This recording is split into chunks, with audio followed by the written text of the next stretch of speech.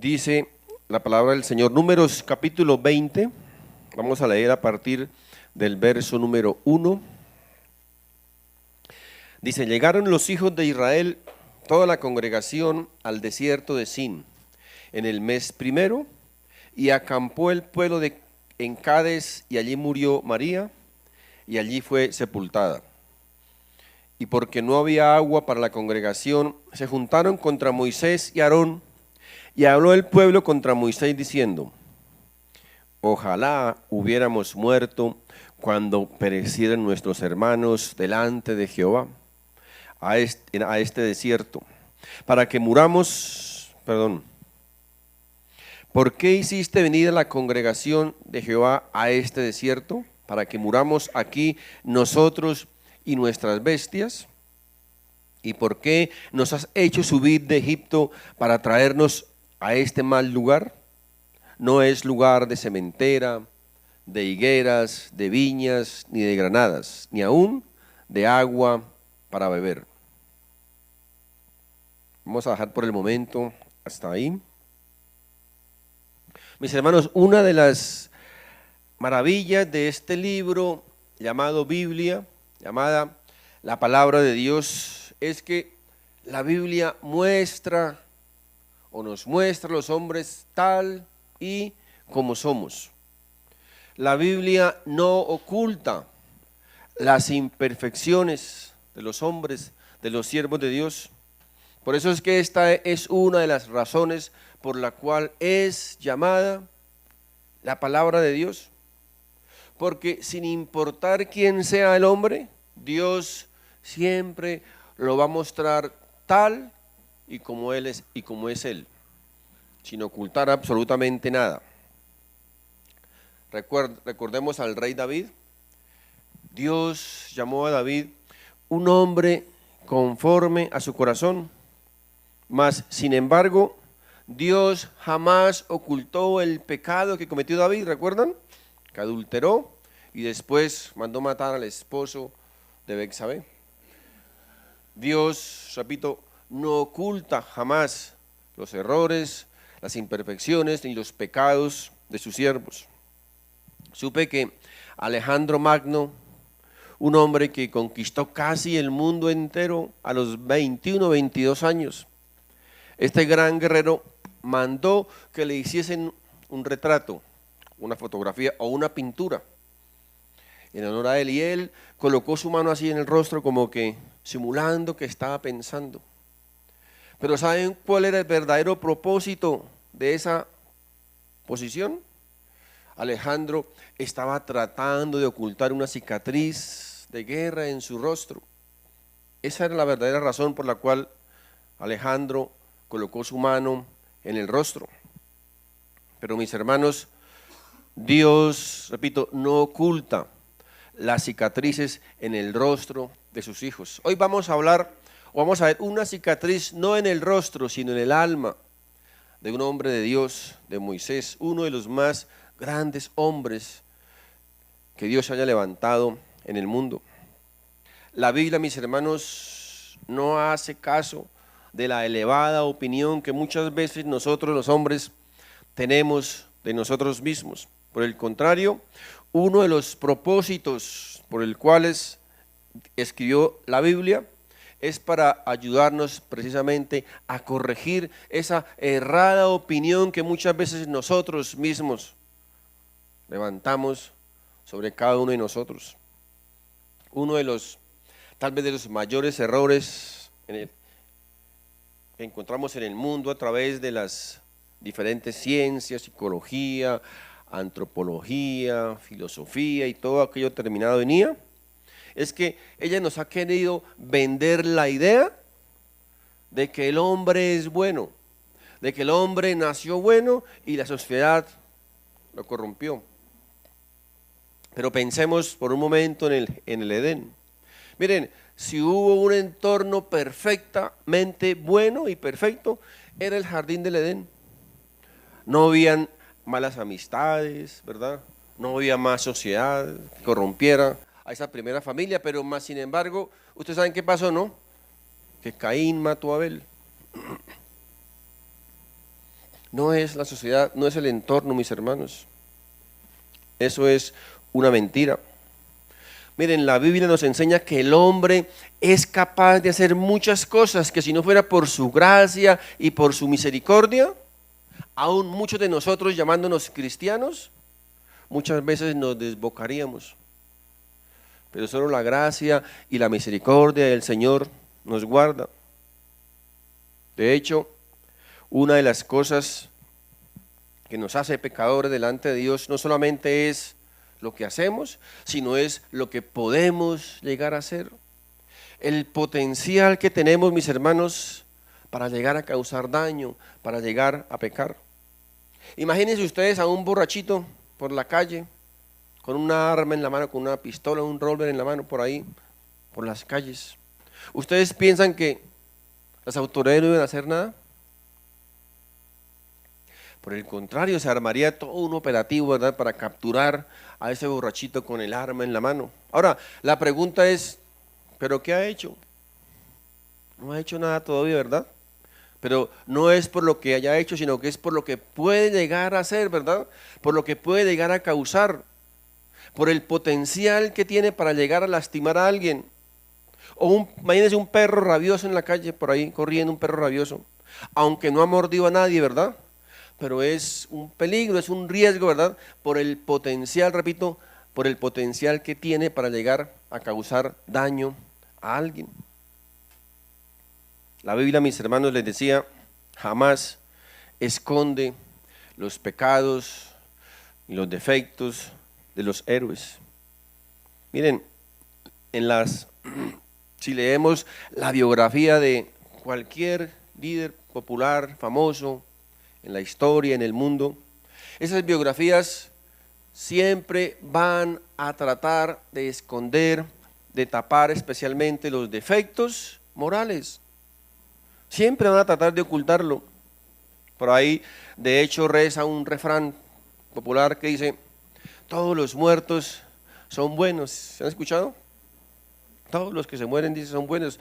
¿Han escuchado usted los discursos, las palabras de despedida en un funeral? Ánimas benditas, don fulanito, era tan buen hombre, era tan buena mujer. Porque todos los hacemos buenos, ¿verdad? Y nombrando nuevamente aquí a nuestro héroe Alejandro Magno, miren, de su vida se conocen como 4 biografías. Y de las 4 biografías, 3 biografías de él, siempre van a tratar de ocultar una mancha en la vida de Alejandro. ¿Saben cuál era? Que era homosexual. Solamente una biografía habla al respecto. ¿Por qué? Obviamente porque no querían que una cicatriz aparezca en la vida de este héroe, ¿verdad? Solo presentarlo como el gran héroe, el gran conquistador del mundo, mis hermanos. Pero que detrás de ese guerrero, casi invencible, se encontraba un mundo oscuro. Porque el mundo, repito, generalmente va a querer tratar de ocultar las cicatrices, los defectos y los pecados de los hombres. Esto lo vemos en todo el mundo.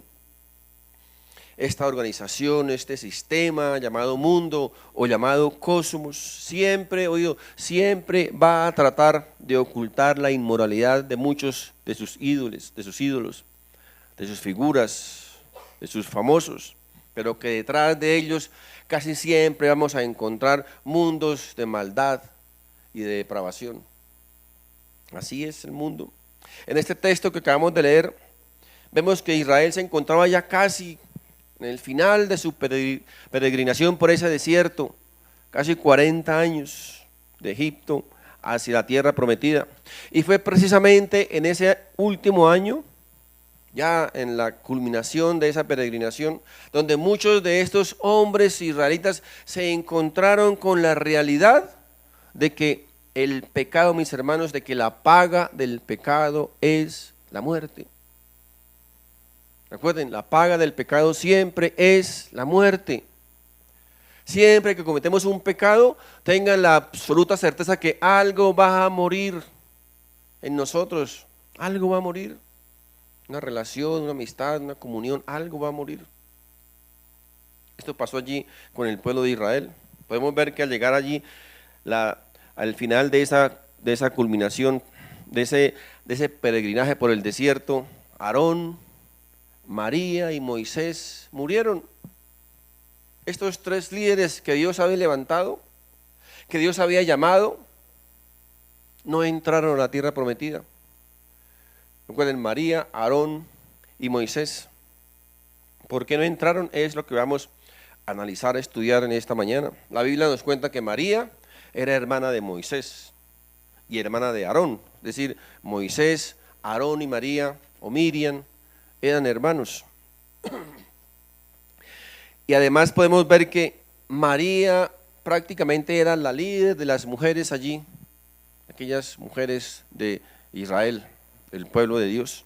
Y es precisamente, mis hermanos, oído, María la líder de las mujeres, y es precisamente María la primera que se levanta en rebeldía contra el líder, contra Moisés, contra su propio hermano. María, la líder, la mujer que debía ser el ejemplo y el testimonio de las mujeres allí en Israel. Esto nos enseña, mis hermanos, que cuando Dios al entregar liderazgo a una persona, a un hombre, a una mujer, nos hacemos altamente responsables delante de Dios. Altamente responsables. Una de las cosas, mis hermanos, más importantes que nosotros debemos entender es que a grandes responsabilidades, ¿qué? Grandes compromisos y grandes oportunidades también. Así que si Dios te da una oportunidad en cualquier área de la vida, trabajo, ministerio, donde sea, y tú eres fiel a ese llamado, a esa responsabilidad, grandes oportunidades más van a venir a tu vida. Repito, si eres responsable de eso que el Señor te ha entregado. La Biblia nos enseña que cuando somos responsables en lo poco, ¿qué dice? Dios entonces nos pondrá en lo mucho. Si Dios ve que dentro de tu trabajo, donde Dios le haya colocado, tú no eres responsable, no eres diligente, vives quejándote, vives renegando de todo, vives hablando mal del jefe, desprestigiándolo, sacando permisos todo el día, sacando disculpas para no ir a trabajar, quejándote, es que me la tienen montada, es que no me quieren, esto y lo otro, un montón de disculpas y pretextos. Miren, mis hermanos, tenga presente esto, en todos los trabajos del mundo, en todos, va a haber personas que nos quieran y que otras que no nos quieran. Vamos a tener amigos, vamos a tener enemigos en todos los trabajos del mundo, en toda parte donde estemos. Pero la Biblia también nos enseña que como creyentes, como hijos de Dios, también debemos dar testimonio de lo que somos. No olvidemos que somos de la familia de Dios, somos creyentes, somos hijos de Dios. Y donde estemos, dice, debemos dar testimonio de nuestra vida. Así que esa rebelión de María, el haberse rebelado contra el líder que Dios había levantado, eso le costó a María no entrar a la tierra prometida. Se dejó llevar tal vez por la murmuración, por la incredulidad, por los chismes, por los celos, tantas cosas. Se dejó llevar y sucumbió, cayó, se rebeló, se levantó contra su líder. Dios nos manda, mis hermanos, que no nos dejemos guiar, que no nos dejemos direccionar por nuestros sentimientos, sino que seamos siempre gobernados, ¿por qué? Por la paz, gobernados por la paz de Dios, que tengamos tranquilidad, quietud y confianza, a pesar, mis hermanos, de los problemas, obviamente, que nos rodean cada día. Pregunto, ¿tienen ustedes problemas? Yo también tengo problemas. Todos tenemos problemas. ¿Quién no tiene problemas? Todos en la vida tenemos cualquier clase de problema, mis hermanos, todos lo tenemos. A lo que Dios quiere llevarnos, mis hermanos, a través de su palabra, es que aunque estamos rodeados de muchas tribulaciones, de muchas angustias, y aunque el futuro no se vea claro, el panorama sea oscuro, aunque no veamos claridad en el horizonte, mis hermanos, aunque el mundo va de mal en peor, dice, nosotros podemos tener nuestro amparo y nuestra fortaleza, que es ¿quién? El Señor de los ejércitos. Él es nuestra fortaleza, nuestro amparo, nuestro pronto socorro. Debemos, mis hermanos, estar confiando no en lo que el mundo nos dice, no en lo que vemos a diario, no en lo que el mundo cree, lo que el mundo enseña, sino siempre sostenidos, mis hermanos, sostenidos y sustentados por las promesas de Dios. Eso es lo que nos debe alentar. Y en medio de todo ese problema, de todas esas aguas turbulentas, mis hermanos, Dios nos manda ¿qué? Aprender a mantener o a tener quietud en nuestra vida, a tener paz, a tener gozo. Miren, Filipenses en el capítulo 3, verso 4 nos dice, por nada estéis afanosos. Ah, pastor, pero es que por nada estéis afanosos. Ah, pero es que el gobierno, por nada estéis afanosos. Ah, pero es que por nada estéis afanosos, dice el Señor, por nada.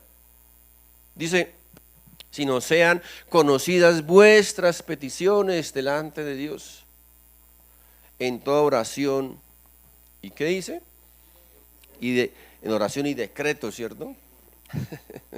Decretos y declaraciones y órdenes para Dios. Yo no sé de dónde carajos sacan esas cosas. Mire, oración y ruego. ¿Qué es la oración? Es un ruego a Dios, ¿verdad? Es un ruego. ¿De cuándo acá nosotros, criaturas, le ordenamos a Dios hacer las cosas, le decretamos a Dios? Oración y ruego, dice, con acción de gracias. Con acción, esa es la oración, mis hermanos. Dice, por nada estáis intranquilos, por nada, no os afanéis. Miren, mis hermanos, es que nosotros no somos dioses ni nada así por el estilo, ¿verdad? Para poder solucionar todos los problemas. No tenemos el poder de transformar las personas, de convertirlas al Señor, de arreglar las cosas. Hay cosas en las cuales nosotros no tenemos control, no podemos hacer nada. No podemos acabar con las injusticias, con los corruptos, con los desalmados, los pecadores, los bandidos. No podemos acabar con ellos. Ahí van a estar siempre, mis hermanos. Mire, tenga esto presente, la vida no es un problema al cual nosotros fuimos llamados a resolver. La vida es un problema al cual fuimos llamados a vivir. Por eso dice el Señor, no se preocupen por esas cosas, tengan paz en su corazón. Como que dice, no se dejen robar la paz. Dios todavía continúa siendo Dios. Y Él tiene control del universo, Él sabrá cómo hace las cosas. ¿Cuál es el antídoto para esa intranquilidad, para esa zozobra, ¿cierto? Esa falta de paz? ¿Cuál es el antídoto? Ya sabemos, ¿verdad?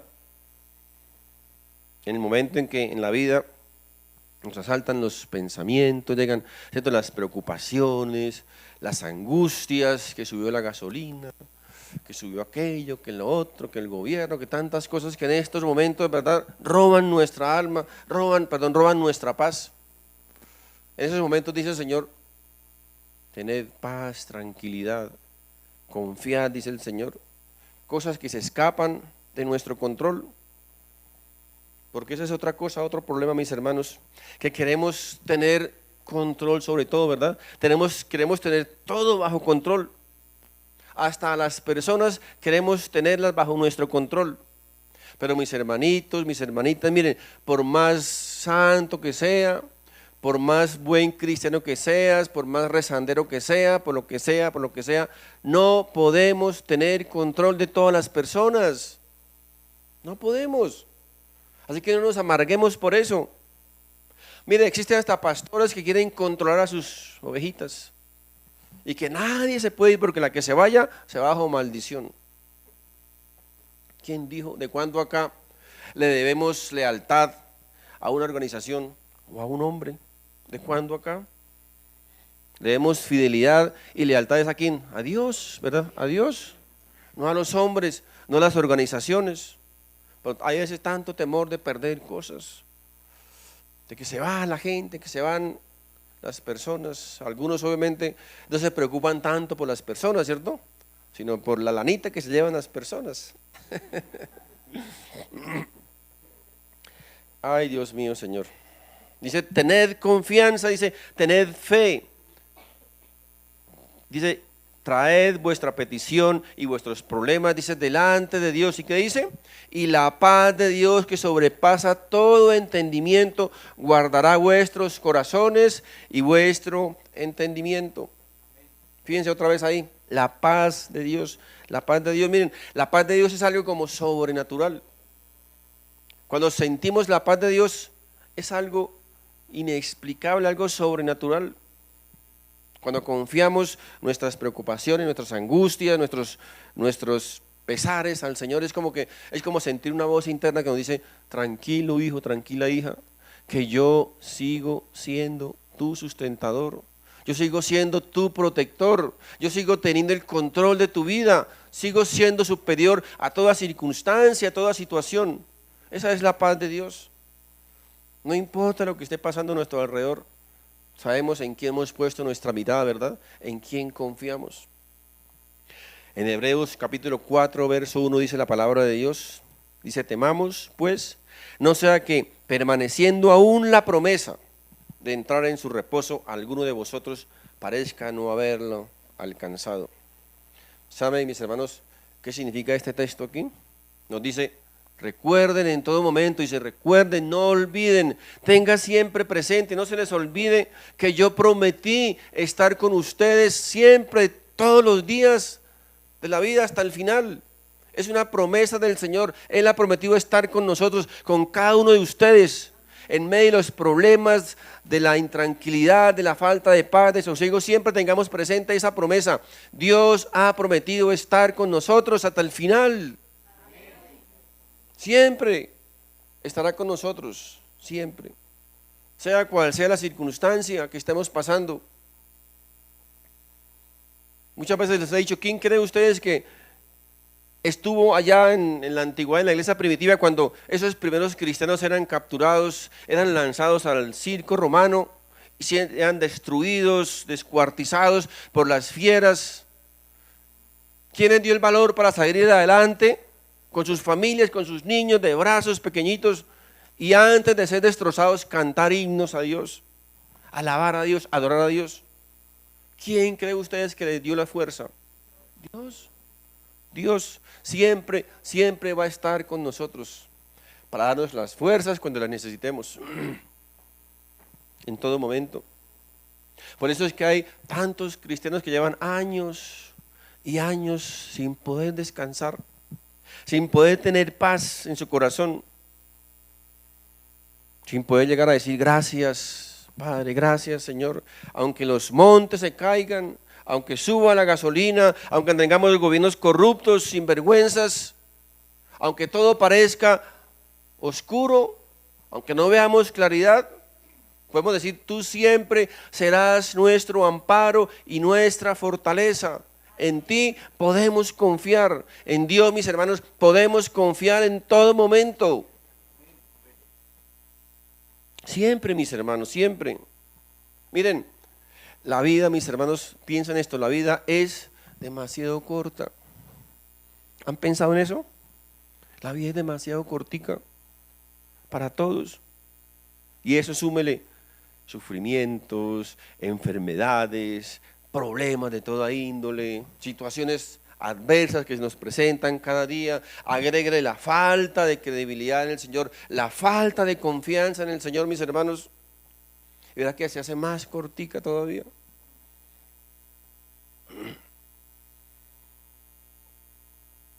Vivimos a veces desesperados por todo, angustiados, preocupados. Miren, yo les aseguro, me atrevo a asegurar que todos los que estamos aquí no nos hemos acostado un día sin comer, tal vez, ¿verdad? Así una guapanelita, un arrocito, lo que sea, un huevito, ¿verdad? Todos están bien vestiditos, bien bañaditos, bien bonitos, perfumados. Nadie tal vez ha tenido que dormir o durmió anoche debajo de un puente, ¿cierto? ¿Qué dice la Biblia? Teniendo sustento, abrigo, ¿verdad? Comida, techo, estemos agradecidos. Es lo que Dios nos ha prometido, esa es su promesa. Esa es su promesa y no sé por qué viven hoy día reclamando y reclamando tantas cosas, riquezas, abundancia, cosas. Eso no está prometido. Esas son añadiduras, ¿verdad? Son añadiduras y Dios sabe a quién se las da. Si vienen bien y si no, también. Pero aprendamos, mis hermanos, a tener paz. Gente que vive todo el tiempo con una tensión tremenda, un estrés. Todo el mundo diciendo, ay hermano, ayúdeme, estoy mal, ¿qué hago? En la consejería, pastor, ¿qué hago? Ayúdeme. Mi amigo, tenga esto presente, miren, la paz de Dios nunca viene de un hombre. No puedes encontrar la paz de Dios en un hombre. La paz de Dios solo viene de ¿quién? De arriba, ¿verdad? Viene de arriba, de Dios. Uno como pastor en una consejería, lo más que puedo decir es, miren, la Biblia dice esto, ¿verdad? Dios dice esto. Las consecuencias dependen de ti, de tu comunión con el Señor, tu obediencia, tu cercanía con el Señor, de tu confianza, de tu credibilidad. ¿Cuál fue, mis hermanos, el mensaje del Señor Jesucristo hace más de 2000 años?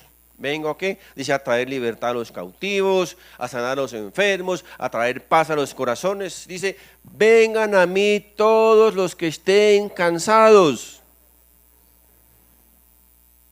¿Qué está diciendo el Señor ahí? Todos los que están hastiados, ¿cierto? Hartos de tanta corrupción, de tanto pecado, de tanta injusticia, de tantas cosas que nos duelen. Todos esos, dice el Señor, vengan a mí que yo les doy paz. En mí van a tener paz y tranquilidad. Dice, yo os haré descansar. Regresando a nuestro texto original de Números, dice aquí que, nos dice el texto que volvió nuevamente a faltarles agua a los israelitas, vuelve otra vez Dios a probar a su pueblo y vuelve otra vez su pueblo a fallarle a Dios. Otra vez. Miren, si ustedes piensan, mis hermanos, que tienen problemas, les voy a presentar a alguien que realmente tenía problemas. Moisés. Este hombre sí que tenía problemas. Estaba lidiando con casi más de 2 millones de cabritos en el desierto. De hecho, recuerden que Moisés tuvo que ir a la universidad 40 años al desierto, ¿verdad? ¿Para qué? Para prepararse para esto. ¿Ustedes creen que si Moisés no hubiese sido preparado de esa manera, se hubiese aguantado 40 años con este montón de cabros desobedientes, cabeceduros? Ese era un verdadero problema para Moisés, mis hermanos. Así que vemos que después de Moisés escuchar tanta murmuración, tanta incredulidad y tanto reniego, Moisés hizo lo siguiente. Mire, vamos a Números capítulo 20, versos 6 al 13. Vamos a leer del 6 al 13. Dice, y se fueron Moisés y Aarón delante de la congregación a la puerta del tabernáculo de reunión, y se postraron sobre sus rostros, y la gloria de Jehová apareció sobre ellos. Y habló Jehová a Moisés diciendo, toma la vara y reúne la congregación, tú y Aarón, tu hermano, y hablad a la peña a vista de ellos. Y ella dará su agua, y le sacarás agua de la peña, y darás de beber a la congregación y a sus bestias. Entonces Moisés tomó la vara delante de Jehová, como él le mandó.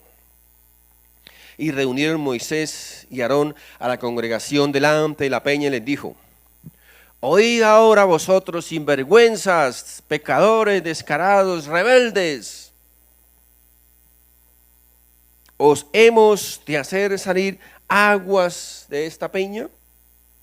Entonces alzó Moisés su mano y golpeó la peña con su vara 2 veces, y salieron muchas aguas, y bebió la congregación y sus bestias. Y Jehová dijo a Moisés y a Aarón, por cuanto no creísteis en mí, para santificarme delante de los hijos de Israel. Por tanto, no meteréis esta congregación en la tierra que les he dado. Estas son las aguas de la rencilla por las cuales contendieron los hijos de Israel con Jehová, y él se santificó en ellos. ¿Escucharon, mis hermanos, cuál era la instrucción de Dios a Moisés? Clara, ¿verdad? O sea, no había manera de equivocarse. Reúne la congregación y háblales. Háblales tal vez de mí, ¿verdad? De mis proezas, de mi misericordia, de mi bondad, de mi paciencia con ustedes. Háblales. Dales buen testimonio de mí. Jamás les dijo que golpearan la peña, ¿verdad? Jamás les dijo que golpearan la peña. Este texto, mis hermanos, es fuerte y deberíamos temblar aquí ante la presencia de Dios, especialmente todos aquellos en los cuales Dios nos ha delegado una responsabilidad, un liderazgo, en lo que sea, en la casa, en la iglesia, en el ministerio, en la oficina, en el trabajo, donde sea. Esto, mis hermanos, nos debe hacer reflexionar. Todos aquellos que el Señor nos ha delegado cierta autoridad. Cualquier persona que tenga una responsabilidad, repito, ya sea padre, jefe, líder, donde sea,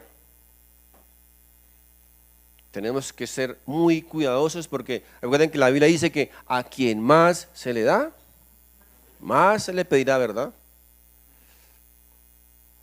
Entre más conocemos de Dios, más Dios va a demandar de nosotros.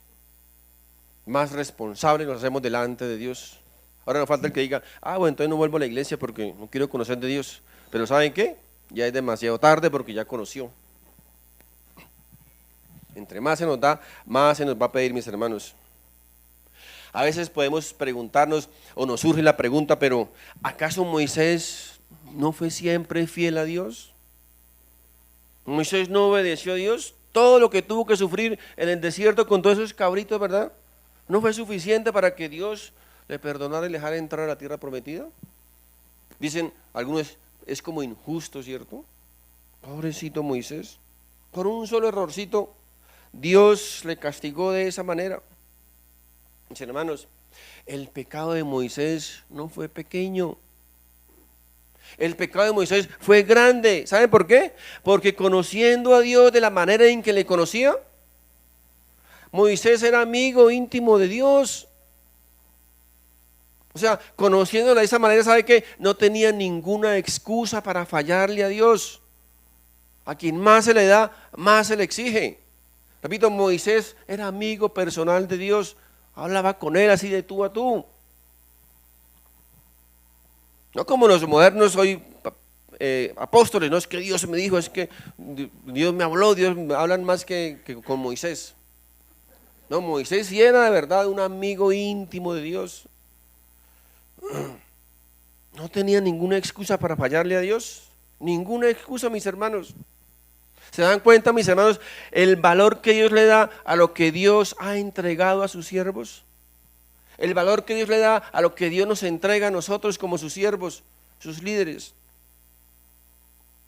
Miren, Dios toma demasiado en serio a sus hijos y demasiado en serio el pecado.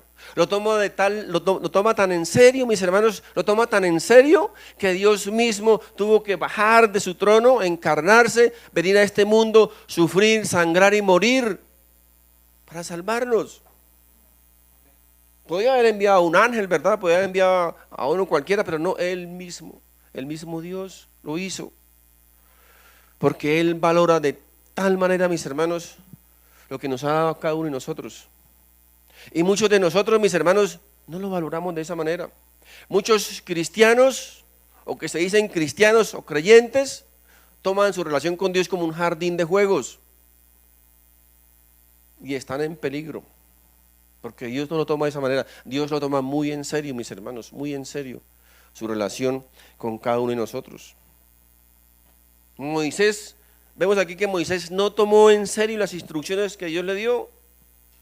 Por eso pecó delante del Señor. Y Dios dice que le prohibió o le impidió entrar en la tierra prometida. Este pecado, les decía, parece inocente, ¿cierto? Pero no lo es. Pero no lo es. No lo fue. En primer lugar, Moisés no confió en Dios y no lo obedeció. La instrucción está muy clara.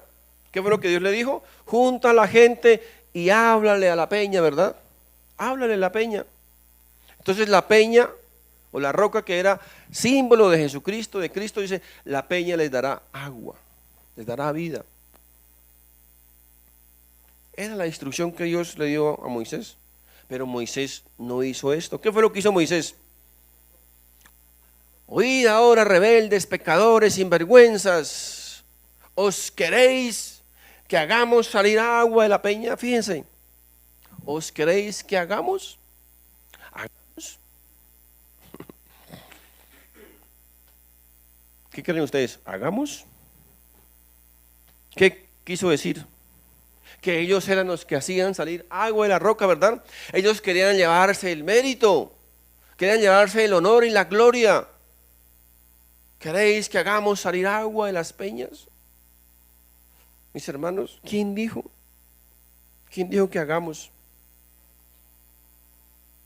Era Dios quien iba a hacer salir agua de la roca, era Dios, no eran ellos. Ellos solamente eran los instrumentos de Dios.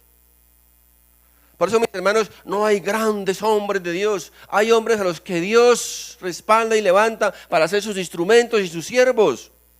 No hay grandes hombres de Dios. Somos solamente instrumentos en sus manos. Eso era Moisés y Aarón, instrumentos en las manos de Dios. Este pecado, mis hermanos, muchas veces los cometemos, o los cometen muchos otros. Es que yo hice que eso pasara. Es que fue por mis oraciones. Si yo no hubiera orado, eso no hubiese pasado. Amigo, no eres tú ni soy yo, es Dios. Es Dios. Es que si no lo hubiese decretado, amigo, usted no decreta ni tonterías. Es Dios quien lo hace. No somos nosotros, nadie de nosotros. Pero es que lo que yo he conseguido es con mi esfuerzo, mi dedicación, mi trabajo, mi inteligencia, mi habilidad. Yo soy el que me esfuerzo. Soy yo. Un momentico. Pregunta es, ¿quién te da la salud? ¿Quién te da las fuerzas? ¿Quién te da la inteligencia? ¿Quién te da la habilidad? ¿Quién te da el sol para que te calientes? ¿Quién te da el oxígeno para que respires? ¿Quién es? Dios. Dios, mis hermanos. Nosotros no podemos hacer nada sin Él. Miren, basta solo un pensamiento de Dios como un clic. ¿Has visto la película Click? Te la recomiendo. Buena. Basta un clic de Dios para que en un abrir y cerrar de ojos estemos de patitas en la calle, en un hospital, inválidos o en el cementerio. Un clic de Dios y todo se acabó. ¿Y dónde quedan tus decretos, tus ordenanzas, tu yo? Nada, mis hermanos, es Dios quien lo hace. ¿Qué pasó allí, mis hermanos? Que Moisés había representado mal a Dios delante de su pueblo. Lo había representado mal. Miren, Dios no había reprendido a su pueblo, Dios no lo había hecho, que tenía todo el derecho, ¿verdad? Y Moisés sí lo hizo. Y lo hizo pésimamente mal. Representó mal a Dios.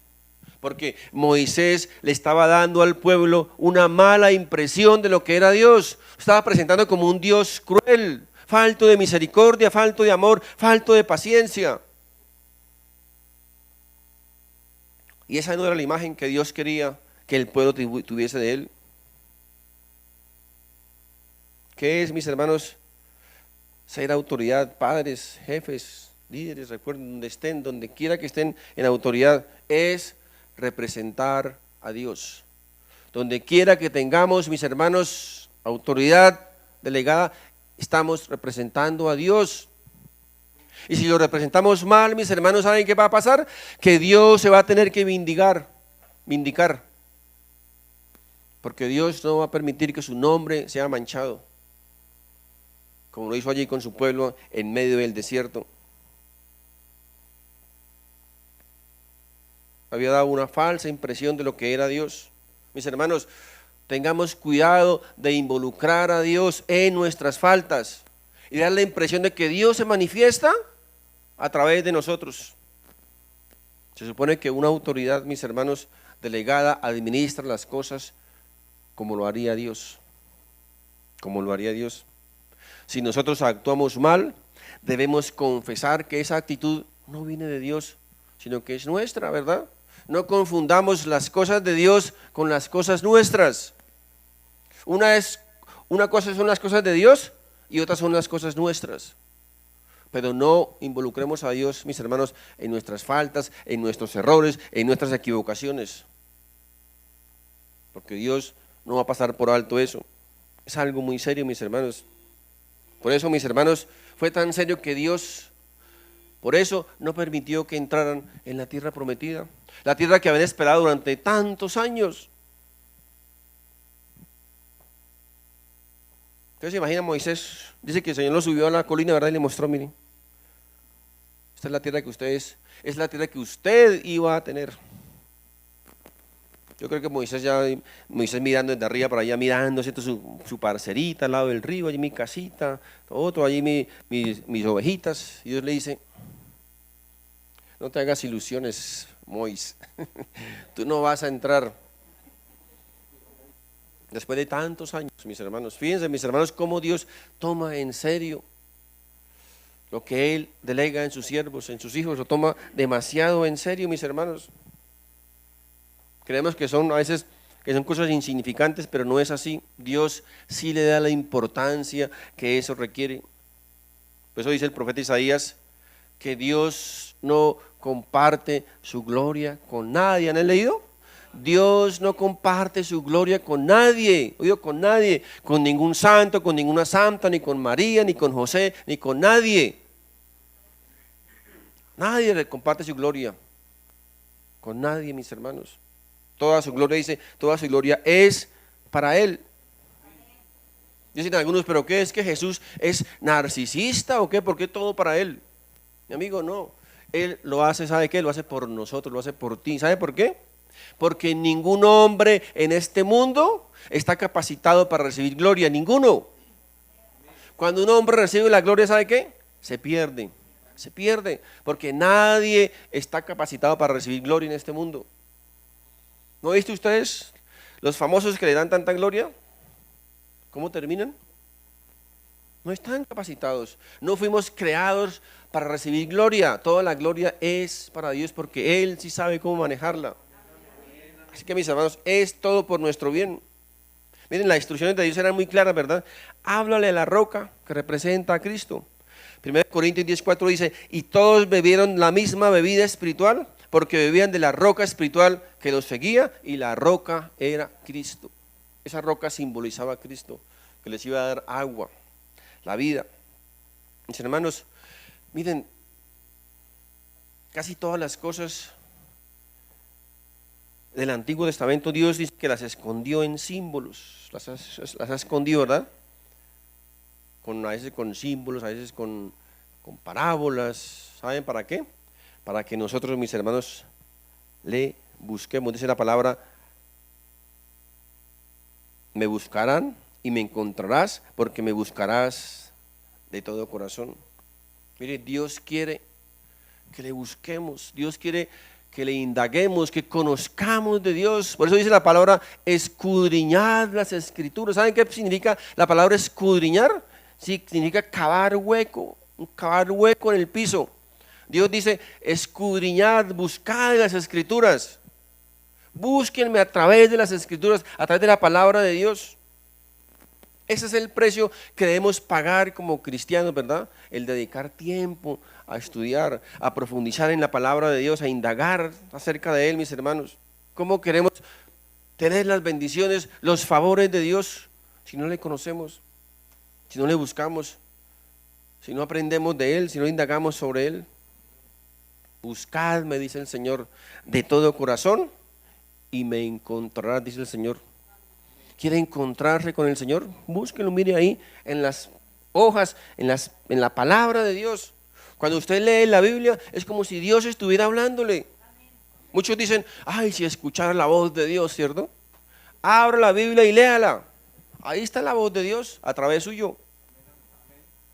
Mis hermanos, la invitación es: busquemos al Señor de todo corazón. Indaguemos en Él, profundicemos en Él, que en la palabra de Dios hay muchas bendiciones, muchos favores que nosotros tal vez desconocemos. Amén. Mis hermanos, quiero invitarles para que nos pongamos de pie.